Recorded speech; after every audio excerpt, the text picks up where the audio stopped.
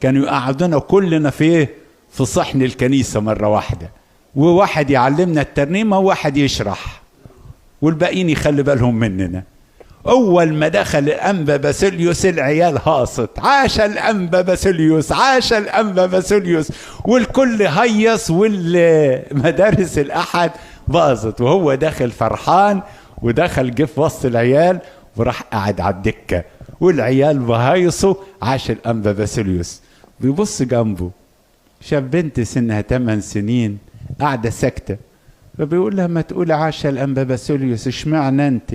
فالبنت صرخت وقالت عاش الأنبا باسيليوس. قال له يا سيدنا دي مولودة خرصة ما بتتكلمش. اتنفض ويقول لها يا عذرة تحرجيني قدام الناس عشان يقولوا باسيليوس بيعمل معجزات، وخرج يعيط وراح استخبى. لم أسلك في العجائب ولا العظائم